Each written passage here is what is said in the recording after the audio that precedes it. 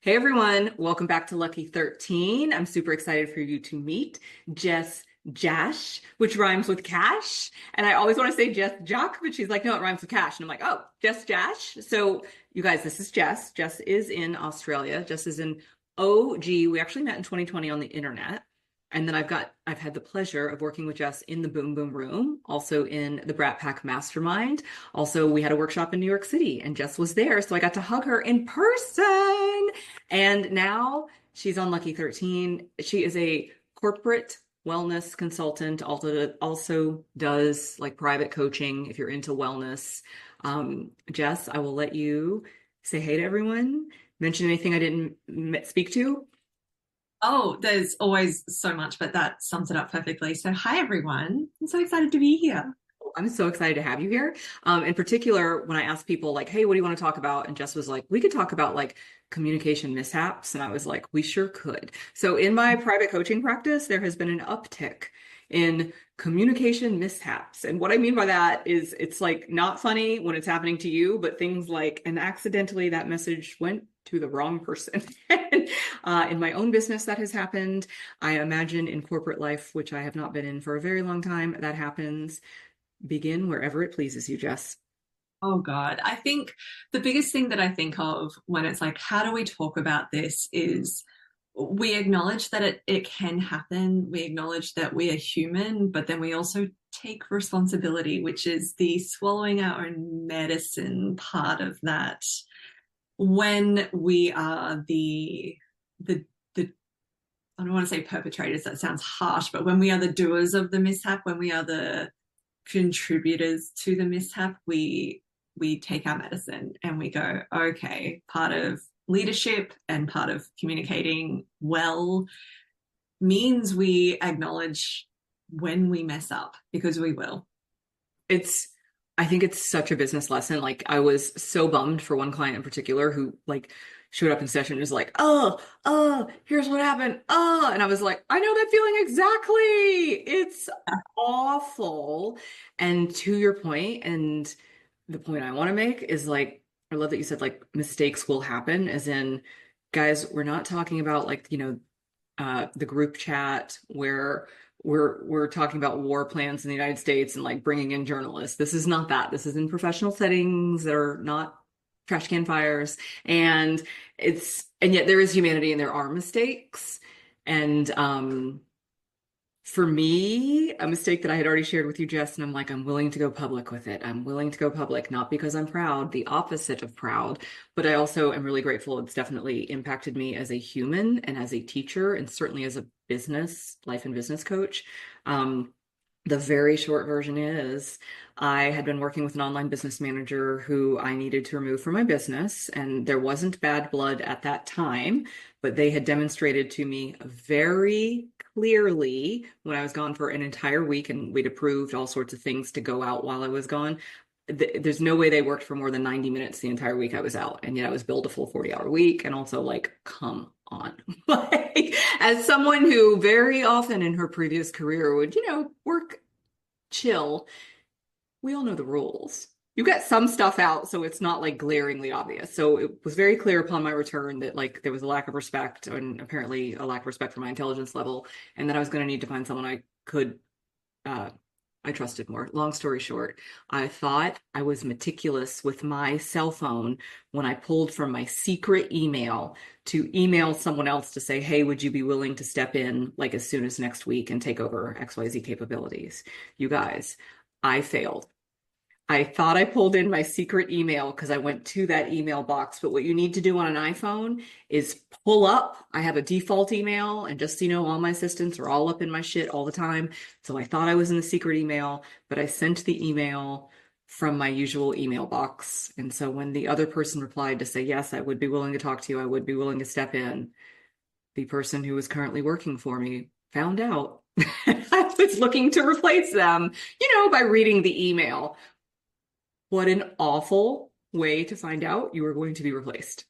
Um, the But shame. what I was going to say is what I like about how you, because you have shared this story, like I've heard this story before, but what I like about how you then handled it is you took responsibility for acknowledging oh, of course they had this kind of experience with me after that happened. You It know, was you weren't, yeah, there was no sort of dismissing their experience. There was no pretending it didn't happen. There was no being like, well, they should just, you know, it was like, oh, of course they felt certain ways. they were upset. We'll say that. And yes, and yet to your point, it's like there's humanity, and it was such an opportunity for me to, on a whole new level, hold my humanity. That's a kind of mistake. Like, what an awful way to find out you're going to be pushed out, period. Like, what an awful way to find out. And this happens sometimes. And I remember a friend of mine who's the chief of staff, like, came out of a bar to yell at me and be like, this is awful and you're okay. This is awful and it happens in business sometimes. This is awful and it is okay. As in, it's not the when you're in the shame spiral, when you're the perpetrator. It's so Yeah. easy to think like, I don't deserve to be in business ever, or I'll never get it. And like, absolutely Uh-huh. spiral. And yet, thank you, because yes, I do not approve of I did not approve of their ultimate responses, plural. They were, but it was also like, yeah, they feel attacked, they feel defensive, and also, especially if you're used to being paid very well for doing very little work, you would be upset when someone takes that away from you. Of course, it's, I mean, look around at society. It's like, oh, yeah, it's, you know, It would be people are, disappointing. yeah. No need to be an But ass about it, but also, I mean, I can respect that. So, yeah. for everyone, like, how do you talk to your clients individually or corporates? Because at least for me, what I remember was just like consuming shame for like a full 45 minutes. Like, I knew I wouldn't die, but I was like, I just deep, deep shame that I created that experience for another person. Yeah, I mean, I think most of the time people are so focused on how do I prevent it from happening? Yeah, And you I can, tried. you can try, like I all did you it. can do is try and obviously double check things. It's all the obvious examples. Double check things. One thing I sort of like um to sort of say, but it's only contextual. It doesn't really apply to your context, but it would apply to if you're having a bitch about someone in a Mm, or something, you know, like only put in writing about someone what you're willing to say to them or what you might have already said to them, you know, like so sort of that, but that doesn't apply across the board. And also it doesn't mean that it's useful if it happens because it can still happen. So how do we then be with that? And I think um shame is usually like you've said shame and I can feel that feeling. Like I don't think I've had it that big in that context, but you know, it's real easy to tap into shame. It's real easy for shame to knock on the door and be like, hi, like with its bags packed, like arriving and be like, I'm here to stay. You're like, well, do you have to? But you know, shame is one of those big things that I think, well, it must be Brene Brown talks about shame a lot, obviously, but you know, she talks about how shame thrives in the dark. You mhm, know, it mhm. festers in the dark, and it is one of those insidious things that it will grow because it tells us it's shameful to have had that experience, Yeah. and then it tells us it's like we're you know everything else that it thinks or we think is wrong with us. So then it piles on the shame because it will look like our brain's confirmation bias will look for proof of why am I so shit at that job now? Like, or why am I so bad at this? And I'm not good enough for this. So it'll look for proof because that's how our confirmation bias works in our brain. And when it's shame leading that charge, it just finds more things to feel shameful about, whether it is Yep.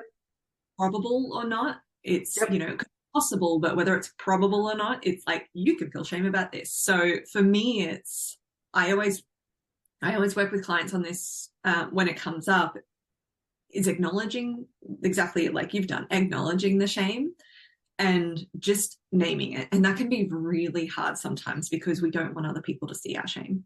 Oh, okay. So if you're not a coach, here's what we do in the coach land. We're about the shame, not being shamed or shaming, but to your point, when I even said like my chief of staff friend removed herself from like being at a bar to have a call with me, I was like texting her. I'm like, I need to talk. And she's like, are you okay? And I was like, I'm okay, but I feel awful. I've done something awful. And she was like, I'll call you in 1 minute. And the whole point of me reaching out to her exactly as I did on a random Tuesday night or whatever it was I did not want to be alone in my shame. I did know that like this could get real bad far quickly. So it would like we need to talk to a friend. Well, that's exactly like even as an example, yesterday I posted in the Boom Boom Room about something that information I had Oh, received, and I was feeling shame about it. And I knew that because normally I like to wait and process so that I'm not coming in reactive, and I try to still not come in, flying off the hook or anything. But I knew that I had to just name it and put it in there and open it up to the group because I'm like, this is something that comes up whenever this particular kind of thing happens. And it's not that I'm wrong or they're wrong or whatever, but it's like, oh, I need to address this. I need to actually acknowledge this. And part of it felt like I felt shame because it's like, oh, I didn't do something completely right. which is interesting because like completely right or completely to the delight of every single person involved. That one. So There's a it's, difference. There's, yeah, like, but to your point, shame is like, I didn't do it right. yeah. I loved, I actually saw that earlier. I have not had a chance to respond, but I also want to thank you for sharing and modeling for everyone. Like you said, this is the unprocessed and not a mess at all, but like this is the unprocessed. I'm asking for Yeah. help before I've quote fixed Work, myself, which is not a thing. yeah. I loved the Or minimize responses. everything. I loved the responses I saw. I was like, I'm so proud. I'm so proud. I was reading those responses and I was like, the boom boom room. Good Yeah. team. Such a good team, and it's like you lean on your people, and maybe Yeah. that's the next step of the advice, right? Like it's acknowledging shame and you lean on the support. I was working with a client yesterday as well, and different client, and we were discussing that where it's like, when you go through hard times or when you feel shame about not showing up in the way that you want to or that you wish you could or that you feel like you can't because life will life, you lean on the support even if it means you're not showing up quote perfectly, and I think it all comes back down to that, whether it is about getting support or working through communication mishaps like that. It's like, oh, that's why we have support around us. And That's how we engage in that. it's so as you were saying that I was like, oh, and it creates connection and builds trust and I think even intimacy and the humanity of we all make mistakes. Like sometimes it's careless and sometimes I really was meticulous. I clearly messed up in the example I provided, but like I very on purpose went to that email. Like I thought that was sufficient. I didn't know the thing that I failed to do. And that was part of what hurt so much was like, oh, I was conscious. I didn't want any version of this to happen. Like I was conscious and tried to not allow something. Blah, blah, blah. And it's like, right, mistakes are going to happen sometimes, careless or otherwise. And will we love ourselves and forgive ourselves and let another human connect with us and support us? Or are we going to isolate ourselves and punish ourselves? And it's the difference between like individualistic well-being and community well-being. Community well-being is so much better for all of us, but we are conditioned more to individualism. So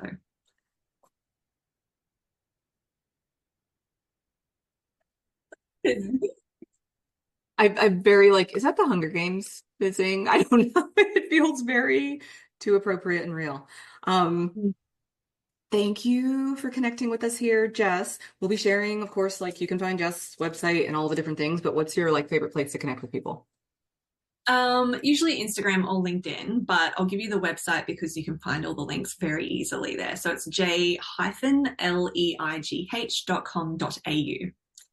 and you will find it there. The .au is important because it .au won't. is important, Americans. Okay, But Jess, thank you. thank you.